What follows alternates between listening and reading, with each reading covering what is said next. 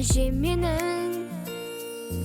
Барын маған арнайтын, жанын салып қорғайтын, заялы әжем менің.